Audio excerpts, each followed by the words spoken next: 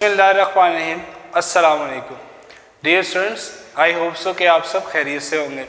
हम आज अपनी एक्सरसाइज 1.6 को कंटिन्यू करेंगे और इसके जो फर्दर वर्ड प्रॉब्लम्स हैं आज हम उन्हें सोल्व करने की तरफ जाएंगे। हमारे पास क्वेश्चन ये है, solve the word problems by number 1 matrix inversion method, number 2 Cramer's rule. यानी हमारे पास जो क्वेश्चन नंबर 2 से ऑनवर्ड वर्ड प्रॉब्लम्स हैं उनको हमने दोनों तरह से सोल्व करना है, यानी क्रैमर्स रूल से भी सोल्व करना है और मैट्रिक्स इन्वर्जन मेथड से भी। इसका जो क्वेश्चन नंबर 2 है वो मुझे क्या कहता है? क्वेश्चन नंबर 2 कहता है the length of rectangle is 4 time it's width. यानी हमारे पास जो रेक्टेंगल है उसकी लेंथ विड्थ के मुकाबले में 4 टाइम्स है, पहली चीज। तो कहता है फाइंड, और उसका जो पेरीमीटर है वो है 150 सेंटीमीटर। तो हमने क्या करना है, उसकी डायमेंशंस फाइंड आउट करनी है। हम सबसे पहले लेट करेंगे, लेट द लेंथ ऑफ, यानी सबसे पहले हम लेट कर लेंगे length of rectangle is x and width is y। पहले तो मैंने लेट कर लिया कि उसकी लेंथ x है और विड्थ क्या है, y है। फिर दूसरी जो कंडीशन मुझे क्या कहती है, अब मैंने कंडीशन के मुताबिक इसकी इक्वेशंस को फॉर्म करना है। सो अकॉर्डिंग टू कंडीशन, अब मैं देखूंगा कि मेरे पास कंडीशन क्या है। कंडीशन मुझे ये कहती है कि इसकी लेंथ विड्थ के मुकाबले में 4 टाइम्स है, यानी लेंथ x किसके बराबर है, 4y के। यानी ये लेंथ x इसके विड्थ के मुकाबले में, यानी इसकी लेंथ से विड्थ 4 टाइम्स है, सही है। तो length of the rectangle is 4 times of the width का मतलब है x is equal to 4y। ऐसे मजीद हम सिंप्लीफाई शक्ल में कैसे लिख सकते हैं, अगर मैं इस 4 को इधर ले आऊँ सो x माइनस 4y किसके इक्वल आ जाएगा, 0 के। इसको इक्वेशन नंबर 1 कह देंगे। अब दूसरा हमें क्या दिया, दूसरे नंबर पे हमें वो कह रहा है उसका जो पेरीमीटर है वो है 150 सेंटीमीटर। अब आपको पता होना चाहिए कि रेक्टेंगल का पेरीमीटर क्या होता है। मैं आपको बता देता हूँ, जो पेरीमीटर ऑफ रेक्टेंगल होता है वो इक्वल होता है 2 इंटू लेंथ प्लस विड्थ, यानी 2 से मल्टीप्लाई कर देते हैं लेंथ और विड्थ को, वो रेक्टेंगल का हमारे पास पेरीमीटर निकल आता है। यहाँ पर लेंथ को मैंने x लेट किया और विड्थ को मैंने w कहा। इसका मतलब है इसका पेरीमीटर किसके बराबर होगा, 2 into X plus Y is equal to किसके है, उसने हमें बताया वहाँ पर 150 सेंटीमीटर के, सही है। ये तो हमारे पास, इसको इक्वेशन नंबर 2 का नेम दे लेंगे हम। इसे मजीद हम हल कर सकते हैं, इसको मजीद सिंप्लीफाई कर लेते हैं अगर होती है। 2 को मैं 2 यहाँ मल्टीप्लाई हो रहा है तो उधर जाके क्या हो जाएगा, डिवाइड।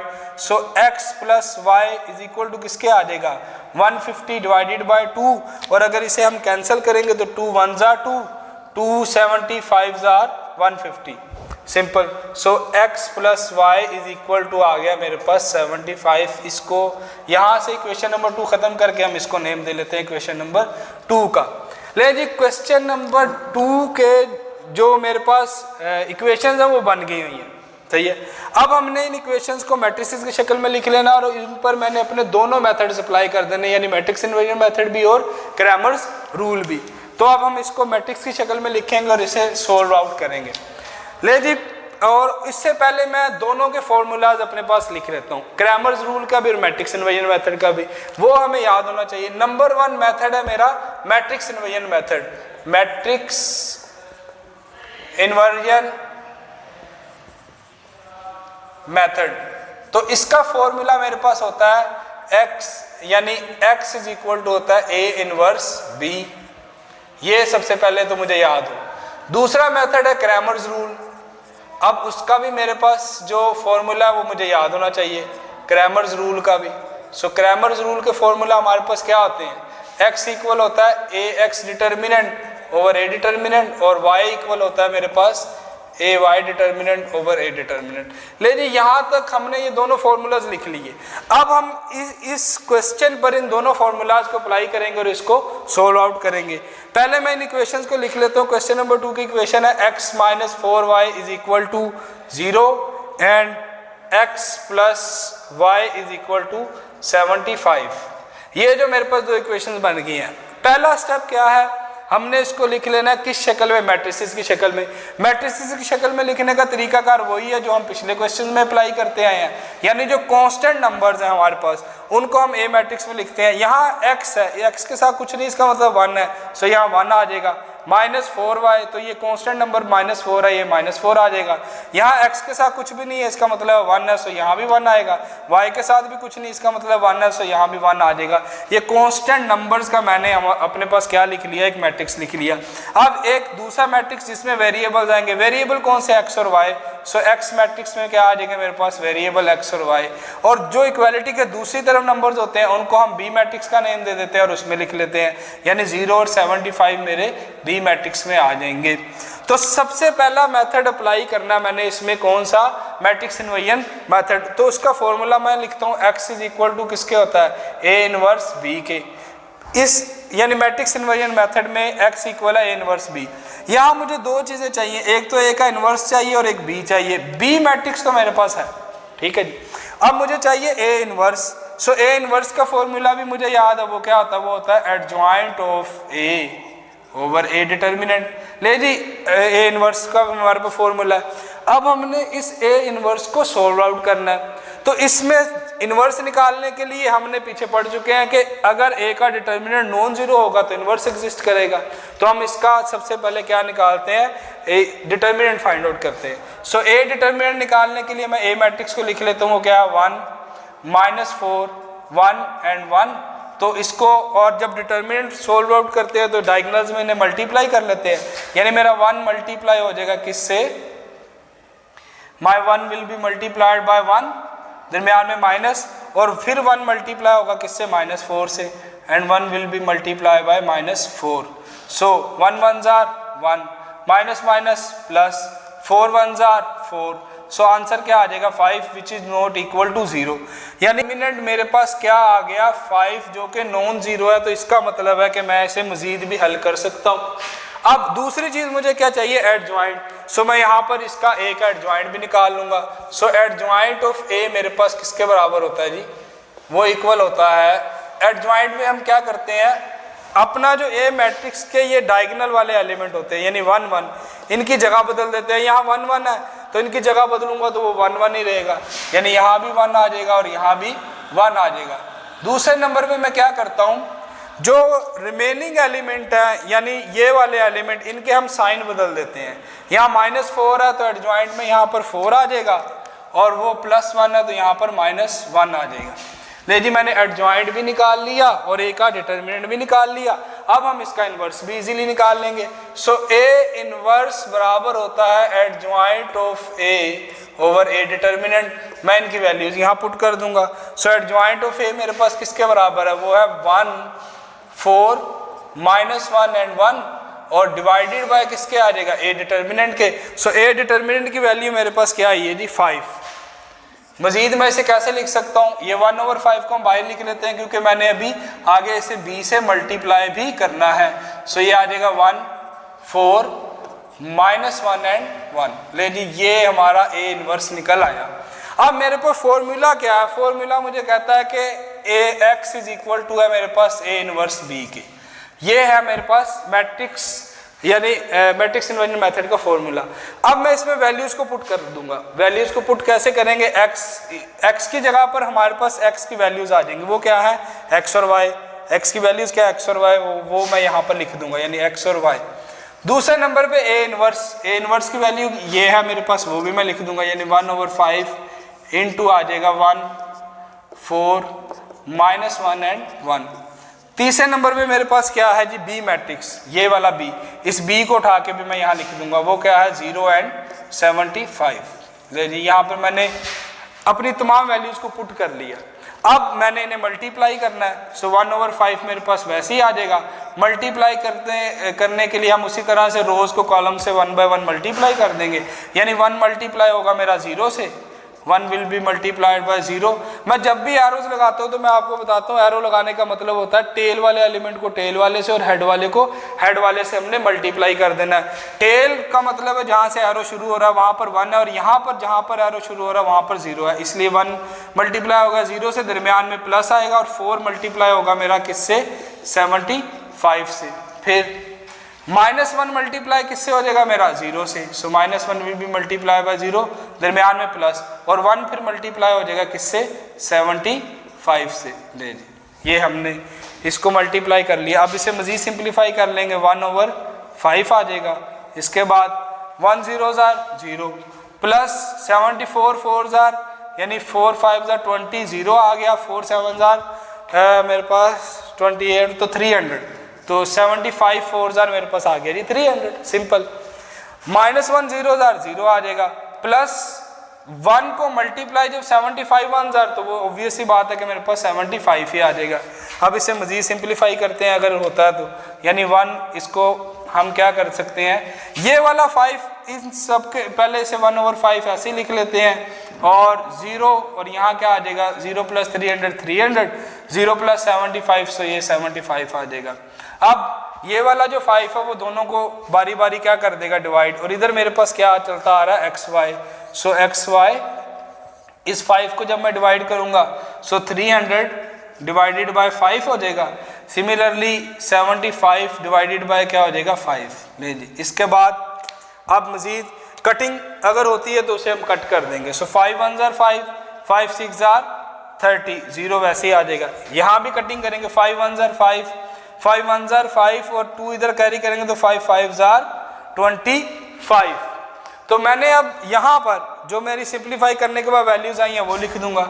सो x पहले x और y और इक्वल किसके आया, ये जब मैंने 5 से 300 को डिवाइड किया वो आ गया मेरे पास 60, और यहाँ पर जब 5 को डिवाइड किया 75 को 5 से तो वो आ गया 15। ले जी इस तरह मेरे पास x और y की वैल्यूज निकल आई। सो x की वैल्यू क्या आ गई 60 और y की वैल्यू क्या आ गई 15।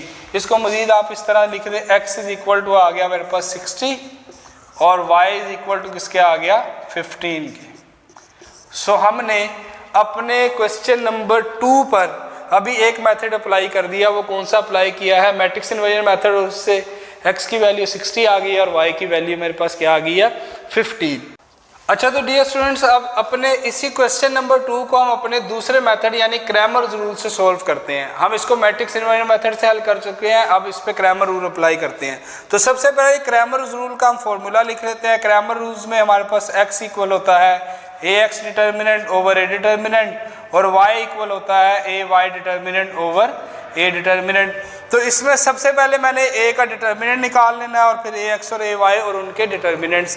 तो ax का तो सबसे पहले a का डिटर्मिनेंट निकालते हैं। a डिटर्मिनेंट निकालने के लिए उसी तरह से a मैट्रिक्स लिखूंगा, यानी 1 -4 1 and 1। आफ्टर दैट डिटर्मिनेंट में हम क्या करते हैं कि अपनी जो एंट्रीज है उन्हें डायगोनल्स में मल्टीप्लाई कर लेते हैं, यानी 1 मल्टीप्लाई किससे हो जाएगा मेरा 1 से, 1 विल बी मल्टीप्लाइड बाय 1, दरमियान में माइनस, और फिर 1 मल्टीप्लाई होगा किससे -4 से, and 1 will B multiplied by -4।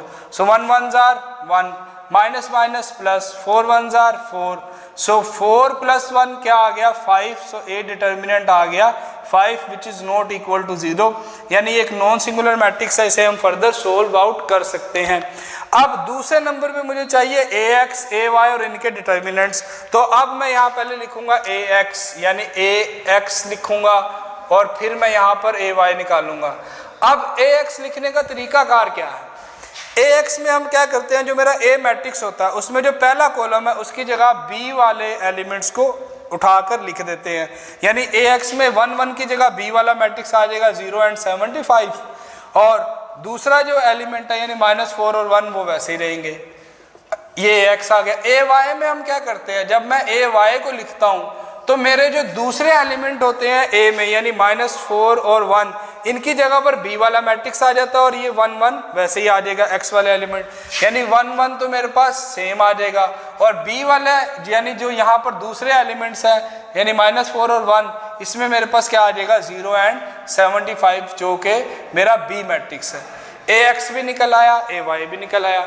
अब हमने क्या निकालने हैं, इनके डिटर्मिनेंट्स। सो हम इनके डिटर्मिनेंट्स भी फाइंड आउट कर सकते हैं इजीली। ax डिटर्मिनेंट उसी तरह से ax की वैल्यूज लिख लेते हैं 0 -4 75 and 1। फिर मैं इनके जब और सिमिलरली इनके डिटर्मिनेंट को जब मैं ओपन करूंगा तो डायगोनल्स में मैं इन्हें मल्टीप्लाई कर दूंगा, यानी कि 0 मल्टीप्लाई हो जाएगा मेरा किससे 1 से, दरमियान में माइनस आता है, और 75 मल्टीप्लाई होगा मेरा किससे -4 से। ले अब 0 1 जार तो ऑब्वियसली बात है 0 1 जार 0 माइनस ये बाहर वाला और ये -4 माइनस माइनस प्लस हो जाएंगे, और 74 जार ये होता है हमारे पास 300। सो ए एक्स डिटर्मिनेंट किसके बराबर आ जाएगा हमारे पास 0 + 300 300 के। देखिए ए एक्स का डिटर्मिनेंट आ गया। अब ए वाई का डिटर्मिनेंट निकालने के लिए उसी तरह से ए वाई की वैल्यूज को हम सबसे पहले राइट डाउन कर लेते हैं। वो क्या है 1 0 1 एंड 75। फिर क्या होगा हमारे पास कि 1 को मल्टीप्लाई मैं कर दूंगा किससे 75 से, दरमियान में माइनस आता है जब भी हम डिटर्मिनेंट ओपन करते हैं, और फिर 1 मल्टीप्लाई हो जाएगा मेरा किससे 0 से, and 1 will be multiply bye 0। तो 75 1 जार 75 माइनस 1 0 जार 0, तो 7 तो ए वाई का डिटर्मिनेंट आ गया जी 75। ले जी हमारे पास ए एक्स का डिटर्मिनेंट भी निकल आया, ए वाई का डिटर्मिनेंट भी निकल आया। अब मैंने क्या करना है, अब मैंने अपनी x और y की वैल्यू फाइंड आउट करनी है। सो x मेरे पास किसके इक्वल होता है, वो होता है a x determinant over a determinant. तो ए एक्स डिटर्मिनेंट की वैल्यू क्या है 300, वो मैं पुट कर दूंगा, डिवाइडेड बाय ए डिटर्मिनेंट उसकी वैल्यू क्या है 5। सो यहाँ 5 लिख दूंगा। अब मैं देखूंगा क्या ये मजीद सिंप्लीफाई हो रहा है, अगर सिंप्लीफाई हो रहा है तो इसे सिंप्लीफाई कर देंगे। सो x किसके इक्वल 5 से मैं कट करूंगा, 5 1 जार 5, इन दोनों को मिलाएंगे 30 5 6 जार 30, और 0 ये वाला वैसे ही आ गया, यानी x इक्वल आ गया मेरे पास 30 के। अब मैंने निकालना y, सो y किसके बराबर है a y determinant over a determinant. तो यहाँ पर y ए वाई और ए डिटर्मिनेंट की वैल्यूज पुट कर देंगे। y किसके इक्वल है जी ए वाई डिटर्मिनेंट, वो किसके बराबर है 75, उसकी वैल्यू लगा दी मैंने, divided by a determinant. So A determinant की वैल्यू क्या है 5, वो यहाँ पर लगा दी। अब हम देखते हैं क्या ये मजीद कटिंग पॉसिबल है। सो देखते हैं, दोनों 5 पे डिवाइड होते हैं, वो हो रहे हैं मुझे नज़र आ रहा है। सो 5 1 जार 5, 5 1 जार 5, 2 इधर कैरी किया, 5 5 जार 25। So y is equal to आ गया मेरे पास 15 के। ले जी इस तरह से मैंने x की वैल्यू भी निकाल ली और y की वैल्यू भी निकाल ली, x आ गया 60 और y आ गया 15 के। तो डियर स्टूडेंट्स देखें, मैं इसे मैट्रिक्स इन्वर्जन मेथड से सोल्व करूँ या क्रैमर रूल से, x और y की वैल्यू हमेशा सेम ही रहेगी। तो इस तरह से हमने क्या किया, अपना जो क्वेश्चन नंबर 2 था उसको मैंने अपने दोनों मेथड से हल कर लिया, अपने मैट्रिक्स इन्वर्जन मेथड से भी और क्रैमर रूल से भी। सो डियर स्टूडेंट्स हमारा ये सिलसिला जारी है, इंशाल्लाह ताला अगले लेक्चर में हम इसके फर्दर पार्ट्स को करेंगे। तब तक के लिए